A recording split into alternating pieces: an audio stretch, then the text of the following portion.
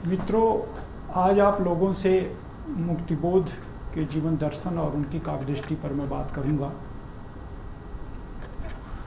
जैसा कि आप जानते हैं कि मुक्तिबोध का जो दौर है वो स्वाधीनता आंदोलन का दौर है। और स्वाधीनता आंदोलन के बाद भी अगर आप देखेंगे तो 1964 तक उनकी काव्य यात्रा या उनका चिंतन या उनका लेखन जारी रहता है। जैसा कि जीवन दर्शन जिसको कहा जाता है या काव्य दृष्टि जिसको कहा जाता है, उसका संबंध निश्चित रूप से किसी सिद्धांत या विचारधारा या जीवन के दर्शन से होता है। और मुक्तिबोध की भी अपनी एक विचारधारा थी, उनकी अपनी एक विचार दृष्टि थी और उसी से उनकी काव्य दृष्टि का निर्माण हुआ था। लेकिन इसके पहले पूर्व पीठिका के रूप में एक बात के ऊपर ध्यान रखना बहुत आवश्यक है कि जो छायावादी जो दौर है, उस दौर में अगर आप देखें तो जो व्यक्तिवाद था, जो आदर्शवाद था, उसमें वो संघर्ष वाली बात नहीं थी। वो एक सामाजिक सोच या सामाजिक सरोकार या सामाजिक समानता को लेकर के इस तरह की कोई बात नहीं थी। ये जो चीज़ें होती हैं कि एक तो व्यक्ति अपने आप को तलाशता है, खोजता है, अपने आप को परिभाषित व्याख्यायित करता है कि वो क्या है, क्या चाहता है, किन चीज़ों में उसकी आस्था है, जिस समाज में वो रहता है उसको वैसे ही देखना चाहता है या उसको बदलना चाहता है। तो निश्चित रूप से एक तो व्यक्ति स्वयं से ही संघर्ष करता है, स्वयं को समझता है, जानता है और फिर अपनी बात को आगे बढ़ाता है। पर मैं समझता हूँ कि अपनी वाली बात तो छायावाद तक थी, लेकिन जो दूसरों तक जाती है, जो अन्य तक जाती है, उस बात की शुरुआत 1936 से होती है। और ये 1936 से व्यक्ति सोचना शुरू नहीं करता है, समाज सोचना शुरू करता है। और आप देखेंगे कि लगभग ये 1936 का जो पूरा दौर है एक तरीके से वैचारिकी का दौर है, सैद्धांतिकी का दौर है, एक वैश्विक सामाजिक स्वप्न का पूरा दौर है। और वो चीज़ें जो आदर्शवाद पे केंद्रित थी अब वो यथार्थ पर केंद्रित होने लगती हैं। इसमें एक बात मैं और कहूँगा कि जिसे हिंदी साहित्य में प्रयोगवाद कहा जाता है और जिस प्रयोगवाद में स्वयं मुक्तिबोध ने शिरकत की थी, और प्रयोगवाद के उस वक्तव्य को अगर हम लोग याद करें जिसमें मुक्तिबोध कहते हैं कि क्रमशः मेरा झुकाव मार्क्सवाद की ओर हुआ, अधिक वैज्ञानिक, अधिक मूर्त, अधिक तेजस्वी दृष्टिकोण मुझे प्राप्त हुआ। तो निश्चित रूप से वो मार्क्सवाद की ओर तो गए, लेकिन मुझे ये लगता है कि व्यक्ति का जो अपना जीवन होता है, जो अपना परिवेश होता है, जो अपना समाज होता है और उसमें जो उसका अपना संघर्ष होता है, दूसरों के संघर्षों को जो देखता है और उसे जो महसूस होता है, उसके बाद ही वो इस निर्णय पर पहुंचता है कि हमें किन विचारों में, किस दर्शन में या किस दृष्टि में हमें विश्वास करना चाहिए, या वो चीज़ें, उन चीज़ों के माध्यम से मैं स्वयं को या अपने समाज को कितना बदल सकता हूँ। अगर आप जिस समाज में रहते हैं उसकी बहुत सारी सीमाएं हैं, बहुत सारे कहना चाहिए कि असमानताएं हैं, शोषण है, गरीबी है और भी इस तरह की बहुत सारी समस्याएं हो सकती हैं। तो अगर आप उसको बदलना नहीं चाहते हैं तो निश्चित रूप से आप जिस तरह से रचनारत हैं, जिस तरह से चिंतनरत हैं, जिस तरह से अपने उस आलोचना कर्म में आप काम कर रहे हैं वो करते रहेंगे। नहीं तो ये चीज़ें होती हैं कि जब आप किसी ऐसे चिंतन के करीब जाते हैं, ऐसी विचारधारा के करीब जाते हैं, ऐसे दर्शन के करीब जाते हैं जिनको आप अपने जीवन का दर्शन बना लेते हैं, और उससे आप जो विचार प्राप्त करते हैं और जिस वैचारिकी का निर्माण होता है, जिस सैद्धांतिकी का निर्माण होता है, जिस काव्य दृष्टि को आप अर्जित करते हैं, उससे फिर आपकी सृजनात्मकता पूरी तरीके से प्रभावित होती है और उसमें वो चीज़ें अनुसूचित होती हैं। तो मुक्तिबोध के जीवन में जो कहना चाहिए एक तरीके संघर्ष था, और जो समाज में संघर्ष था एक तरीके से, उनको वो देखते थे। और अपनी बात तो दूर, लेकिन कहना चाहिए कि व्यक्ति अपने जीवन से बहुत कुछ सीखता है, और अपने जीवन में वो समाज के जीवन को, पूरे सामाजिक परिवेश को देखता है, सामाजिक परिवेश और उसके संघर्ष में अपने संघर्ष को देखता है। जैसे उनके जीवन के बारे में है कि मुक्तिबोध ने जैसा जीवन जिया और संघर्षपूर्ण जीवन जिया, वैसा कोई बिरला ही होगा हिंदी में। कि वो एक जगह ये कहते हैं कि रोज़ तड़के ही कोई मौत का पठान मांगता है, जिंदगी जीने का ब्याज चुके रे में मांस। अब ये जो संघर्ष है ज़िंदगी जीने का, आप देखिए कि तिल तिल करके जो संघर्ष करते हैं, तो उनको इस चीज़ का एहसास है कि ये जो ज़िंदगी है, ये जो समाज है जिसमें व्यक्ति अपने छोटी मोटी आवश्यकताओं के लिए संघर्ष करता है, वास्तव में वैसा रहना चाहिए या उसको बदलना चाहिए। कि चीज़ें जिस रूप में हैं या जिस रूप में थी या जिस रूप में होनी चाहिए, अगर आप जिस रूप में होनी चाहिए में विश्वास करते हैं तो निश्चित रूप से आप उसको बदलना चाहेंगे। उस बदलाव में आप पूरे विश्व के बदलाव को आप देखेंगे। और इसके लिए निश्चित रूप से एक लेखक जो होता है, एक कवि जो होता है, एक चिंतक जो होता है, वो चेतस होता है, वो जागरूक होता है, वो आत्मचेतस होता है, वो विश्व चेतस होता है। और इन्हीं के माध्यम से चीज़ों का जो विश्लेषण होता है, इसके माध्यम से जो उसका अपना संवेदन है, उसकी जो अनुभूतियाँ हैं, और मिल करके जिस सृजनात्मकता का निर्माण करती हैं, वो चीज़ें हमारे सामाजिक स्वप्न की होती हैं, हमारे सिद्धांतों की होती हैं, हमारे आदर्शों की होती हैं, और हम अपनी सैद्धांतिकी के द्वारा भी अपने आदर्शों को रचते हैं। इस नाते अगर आप देखेंगे कि मुक्तिबोध जब ये कहते हैं कि क्रमशः मेरा झुकाव मार्क्सवाद की ओर हुआ, तो इसका मतलब ये हुआ कि वो एक वैज्ञानिक चिंतन है, एक ऐसा चिंतन जो बराबर अपनी आलोचनात्मकता में विश्वास करता है, और उसके माध्यम से वो ऐसी मानवता की कल्पना करता है कि जो समानता पर आधारित हो, जो शोषण विहीन हो, जिसमें कोई भेदभाव ना हो। वो एक ऐसी विश्व दृष्टि है।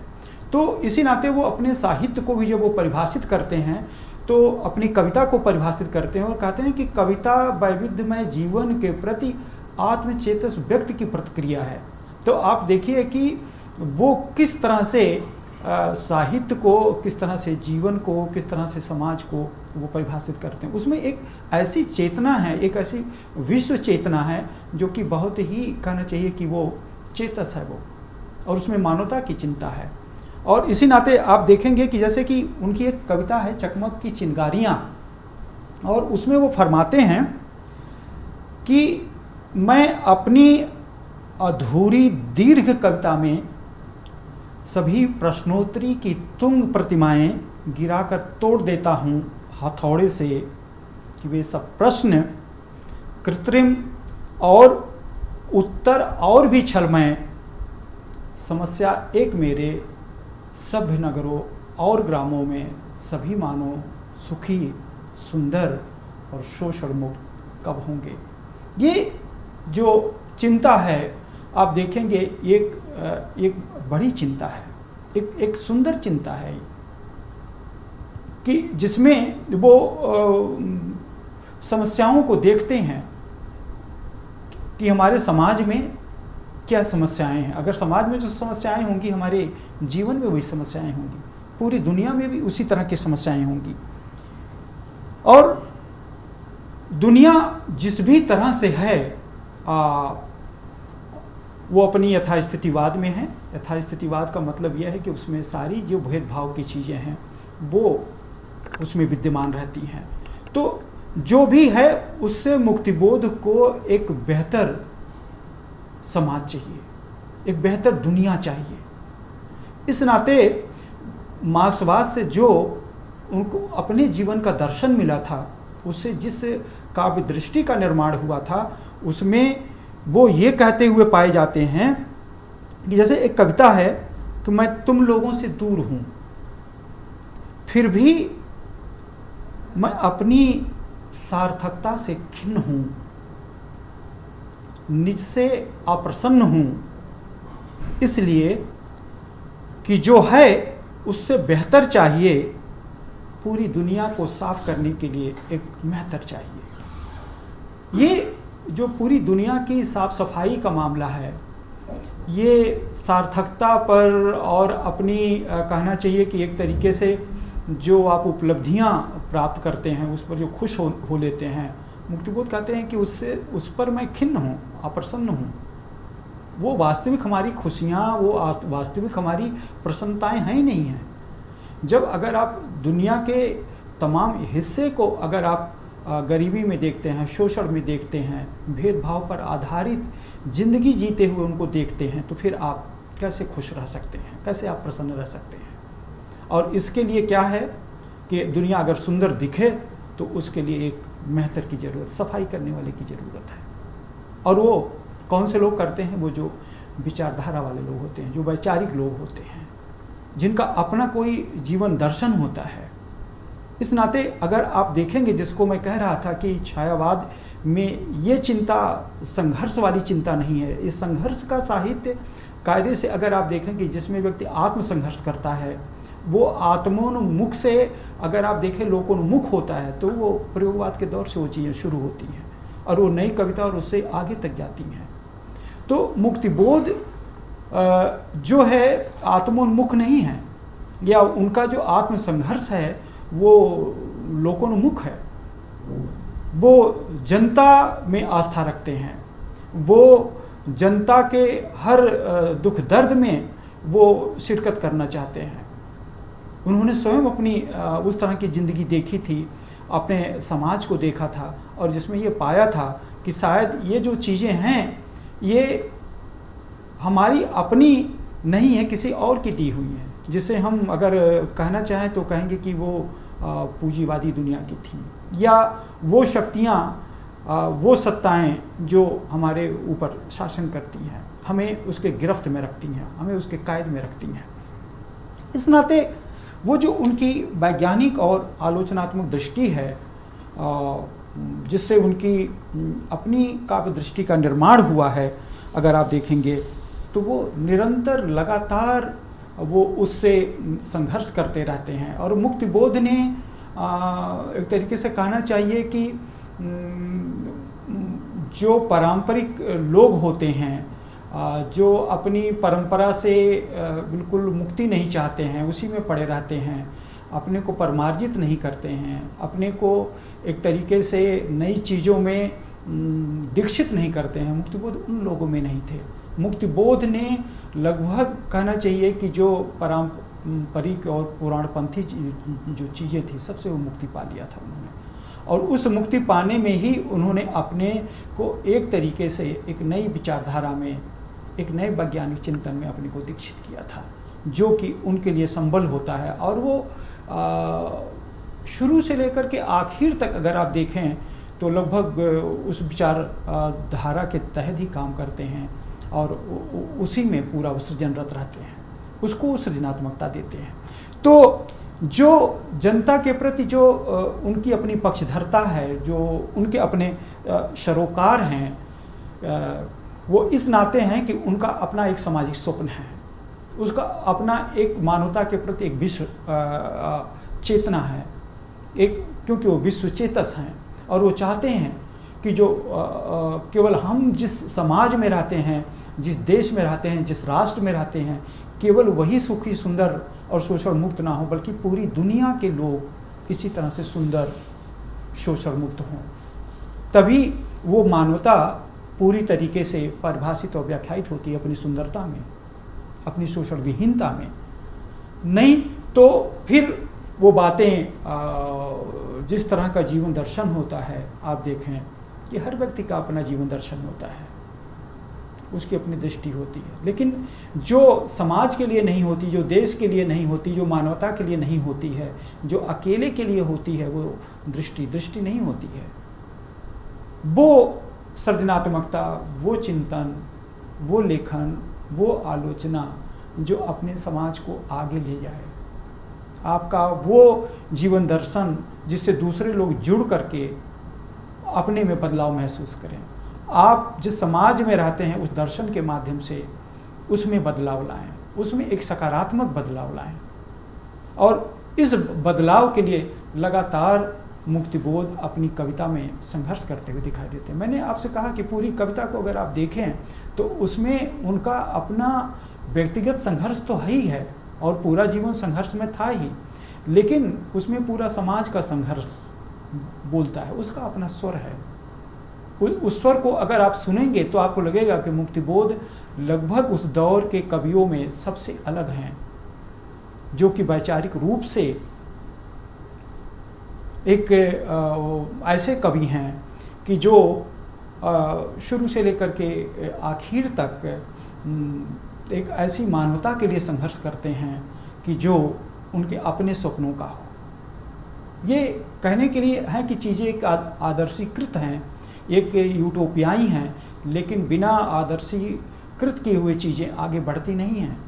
हमारे स्वप्न आगे बढ़ते नहीं हैं, उनको स्वर देना होता है तो उनके लिए संघर्ष आवश्यक है। इस नाते उनके अपने जो जीवन में संघर्ष है वही उनकी अपनी सृजनात्मकता में भी वो संघर्ष आपको दिखाई देता है। और वो पूरे प्रयोगवादी कविता के दौर से आप देखेंगे जो उनकी कविताएं हैं, उत्तर छायावादी दौर की जो कविताएं हैं, वहाँ से लेकर के प्रयोगवाद और नई कविता तक वो चीज़ें दिखाई देती हैं। उसमें वो जिस निम्न वर्ग से थे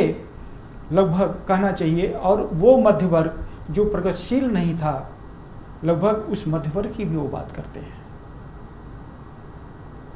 बहुत ही आलोचनात्मक है उसके बारे में। और ये जो मध्य वर्ग है जो पीछे से चला आया है, पिछले 200 वर्षों में जिसका निर्माण हुआ है मुक्तिबोध, उसके बारे में बहुत अच्छी तरह से जानते हैं। और नई कविता को जो परिभाषित करते हैं तो ये कहते हैं कि इसके दो दल हैं, एक निम्न मध्य वर्ग का, एक उच्च मध्य वर्ग का। और वो जानते हैं कि उच्च जो मध्य वर्ग है वो किस तरह की सृजनात्मकता में तल्लीन है। तो जो चीज़ें पहले से सिद्ध हैं, जो चीज़ें बनी बनाई हैं, जो चीज़ें प्री कंसीव्ड नोशन के रूप में है, वो मुक्तिबोध के यहाँ नहीं है। मुक्तिबोध के यहाँ सारी चीज़ें प्रक्रिया में हैं, सारी चीज़ें एक प्रोसेस में हैं, चलती हैं, एक संघर्ष में हैं, उसमें वो बनती हुई दिखाई देती हैं, उस प्रक्रिया में रत वो दिखाई देती हैं। कोई चीज़ पहले से तैयार नहीं है तो उस तैयार की हुई चीज़ों को एक सिद्ध मान लिया जाए और कहा जाए कि यही अंतिम है। मुक्तिबोध के यहाँ कुछ भी अंतिम नहीं है, क्योंकि एक ऐसे वैज्ञानिक चिंतन में वो विश्वास करते हैं, जीवन के एक ऐसे दर्शन में विश्वास करते हैं कि वहाँ बिना संघर्ष के कुछ प्राप्त नहीं किया जा सकता है, और वो संघर्ष ही उन चीज़ों को आगे ले करके जाता है। हाँ मित्रों, जब मैं शमशेर जी को याद करता हूँ तो ये पाता हूँ कि वे मुक्तिबोध के बारे में कहते हैं कि मुक्तिबोध निरंतर मार्क्सीय दृष्टिकोण का अध्ययन आखिर तक अपनी दृष्टि को और कविता को उस दृष्टि के अनुसार सुगठित करने में सुगठित वो बराबर करते रहते हैं। मार्क्सवाद में उनकी आस्था निर्विवाद और उत्कट रूप से उनकी कविता में सक्रिय है, और वह उनकी कविता में रचनात्मक आवेग को निरंतर संयमित करती रहती है। मित्रों, शमशेर जी जिस तरह से मुक्तिबोध की कविता की परख करते हैं, उनके चिंतन, उनकी विचारधारा, उनके दर्शन की परख करते हैं, तो ये तो निश्चित रूप से निकल करके सामने आता है कि उनका जो अपना जीवन दर्शन है, उनकी जो अपनी काव्य दृष्टि है, वो उस पर कोई भी उंगली नहीं उठा सकता। लेकिन फिर भी साहित्य की दुनिया है, संस्कृति की दुनिया है, चिंतन की दुनिया है, आलोचनात्मकता की दुनिया है, तो फिर भी मुक्तिबोध के बारे में तो ये कहा ही गया कि वो रहस्यवाद से, अस्तित्ववाद से प्रभावित थे और मार्क्सवाद के साथ उसका समन्वय करना चाहते थे। लेकिन ऐसा कुछ नहीं है। जैसा कि शमशेर जी ने कहा, और आपने देखा कि शमशेर जी कितनी ईमानदारी से, बेबाकी से सारी चीज़ों की बात करते हैं मुक्तिबोध के बारे में, कि उससे ये निकल कर के सामने आता है कि मुक्तिबोध ने अपने जीवन दर्शन और काव्य दृष्टि के माध्यम से लगभग इन दोनों की सीमाओं का एक तरीके से अतिक्रमण किया, चाहे वो रहस्यवाद हो, चाहे अस्तित्ववाद हो, या इस तरह की चीज़ें जो उनके संदर्भ में बातचीत की जाती हैं। वो जो जटिलता है, वो जो एक नई भाषा है, एक नया शिल्प है, एक नई कविता का एक मुहावरा है जो दिखता है, और उस जटिलता के नाते और कहना चाहिए कि एक तरीके से तमाम दूसरे ज्ञान विज्ञान के शब्दावलियों के प्रयोगों को देख करके जिस तरह से मुक्तिबोध के बारे में धारणाएं बना ली जाती हैं और उसको रहस्य के संदर्भ में या अस्तित्ववाद के अकेलेपन या व्यक्तिगता के संदर्भ में परिभाषित किया जाता है, वो उचित नहीं है। निश्चित रूप से मुक्तिबोध अपने इस मार्क्सवादी जीवन दर्शन और काव्य दृष्टि के माध्यम से सीमाओं का उसका अतिक्रमण करते हैं। इसके साथ साथ अगर आप देखें मित्रों, तो ठीक है कि उन्होंने एक ऐसे वैज्ञानिक चिंतन में विश्वास किया और ऐसा स्वप्न देखा कि जिसमें अपनी सृजनात्मकता के माध्यम से जो अवदान दिया ही दिया, लेकिन मुक्तिबोध को यदि लगा कि प्रगतिशील जो खेमा है, प्रगतिशील जो आंदोलन है, जो प्रगतिवाद का साहित्य है, इसमें कोई अगर कमी है, इसकी कोई अपनी सीमाएं हैं, और इसकी कहना चाहिए कि इन सीमाओं के ऊपर कोई अगर बात नहीं करता है, तो उन्होंने ये हिम्मत भी जुटाई, ये साहस जुटाया उन्होंने, और स्वयं उस प्रगतिशील आंदोलन, उस प्रगतिवादी साहित्य के बारे में उन्होंने उंगलियां उठाई, और बाकायदे कहना चाहिए कि अमृतपाल डांगे जी को उन्होंने एक ऐसा लंबा पत्र लिखा कि जिसमें इन सब सारी चीज़ों के बारे में उन्होंने कही। तो ये मुक्तिबोध थे, वो जिस चीज़ को अपने जीवन का अंग बना लेते हैं, अपने विचारधारा को, जिस विचारधारा को जीवन का दर्शन बना लेते हैं, अपनी रचनात्मकता की वो वैचारिकी बना लेते हैं, और उस विचारधारा के तहत काम करते हुए कभी भी अगर उसकी अपनी कोई ऐसी बात है कि अगर वो समग्रता में बात नहीं करती है, वो तमाम चीज़ों को उपेक्षित करती है, तो वो लोग उसके बारे में भी बात करते हैं। कि जैसे मुक्तिबोध कहते हैं एक जगह कि अपनी विचारधारा, भावधारा, अपनी भाव दृष्टि में जो कमजोरियाँ, जो खाइयाँ और जो कटीले अहाते हैं, उन्हें भरसक मैं कम करते रहने की कोशिश करता रहूँगा। लेकिन जब भी बात आई तो उन्होंने स्वयं प्रगतिशील होते हुए उन्होंने प्रगतिशील आंदोलन या प्रगतिवादी साहित्य की कमियों, कमजोरियों के बारे में बात की, उसके ऊपर उंगली उठाया, बहुत स्वस्थ डिस्कशन किया, लेकिन उसको छोड़ नहीं दिया, उसको आजीवन अपना करके उन्होंने रखा। क्यों? क्योंकि वो विचारधारा, वो जीवन दर्शन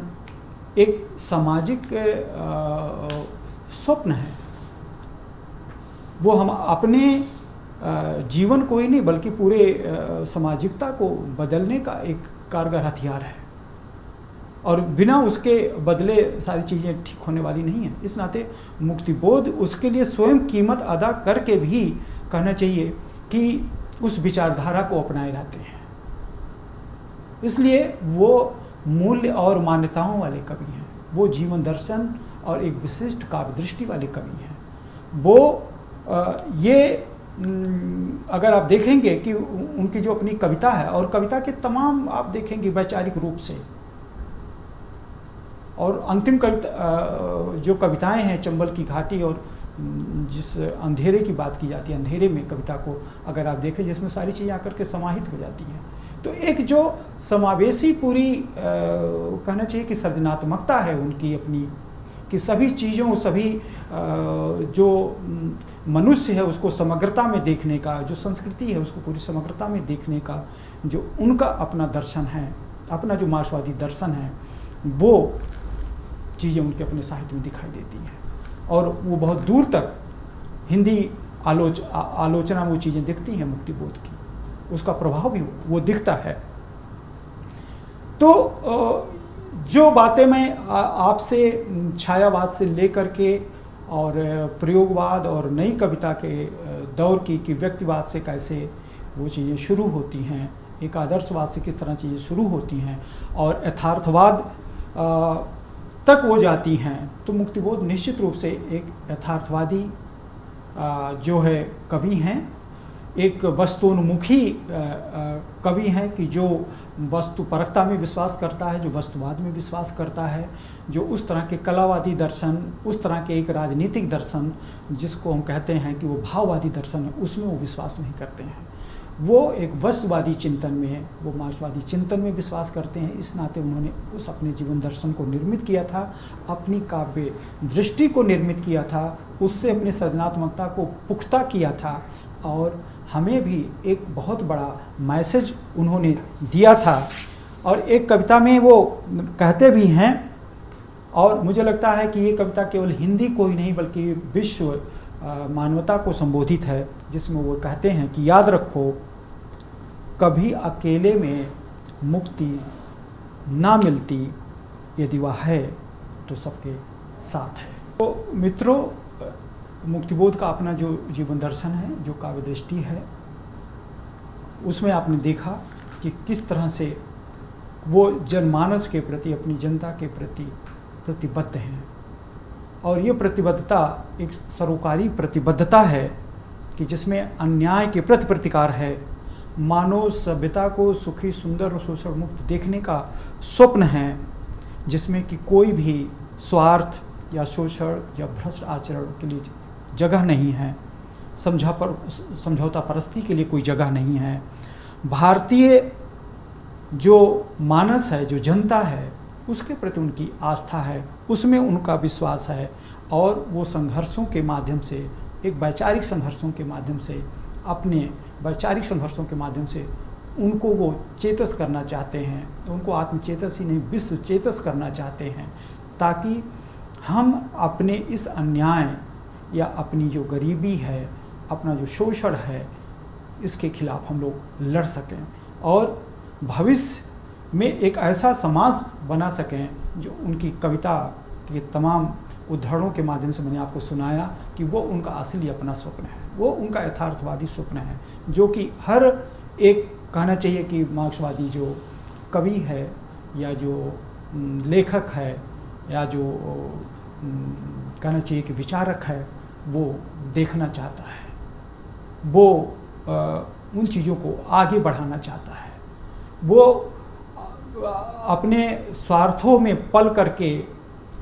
उस मध्य वर्ग की तरह समझौता परस्त होकर के अगर वो रहेगा तो शायद समाज नहीं बदलेगा। समाज को बदलने के लिए निश्चित रूप से जिस दर्शन की, जिस काव्य दृष्टि की आवश्यकता होती है, वो मुक्तिबोध के पास है। अब मुक्तिबोध प्रगतिशील कवि हैं तो हैं, मार्क्सवादी कवि तो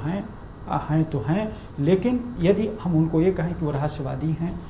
वो अस्तित्ववादी हैं, या वो नववामवादी हैं, या वो उग्र वामपंथी हैं, तो शायद ये तमाम चीज़ें हमें ले जाएंगी एक ऐसे उलझन की तरफ। लेकिन असल में वो एक ऐसे मार्क्सवादी चिंतक हैं कि जिनका अपना जीवन का दर्शन मार्क्सवाद से निर्मित हुआ है, और उस मार्क्सवादी दर्शन के माध्यम से उन्होंने स्वयं को तो बदला ही बदला, और तमाम जो भावी पीढ़ियां हैं, एक तरीके से देखा जाए, उनसे वो प्रेरणा लेती हैं, उनकी सृजनात्मकता से प्रेरणा लेती हैं, उनके चिंतन, उनके विचारों से प्रेरणा लेती हैं, और उस मार्ग पे, उस पथ पर वो अग्रसर होती हैं, ताकि जो दुनिया हो वो एक तरीके से जो पूरी मानवता हो, वो मानवता जो है सुखी, सुंदर। तो मित्रों, बहुत बहुत धन्यवाद आपका कि आपने ध्यान से सुना। और इसमें जीवन दर्शन को लेकर के बहुत सारी बातें की जा सकती थी, काव्य दृष्टि को लेकर के तमाम दौर की उनकी कविताओं को लेकर अलग अलग से बातचीत की जा सकती थी, लेकिन उतना समय नहीं है। आज इतना ही। धन्यवाद आपका।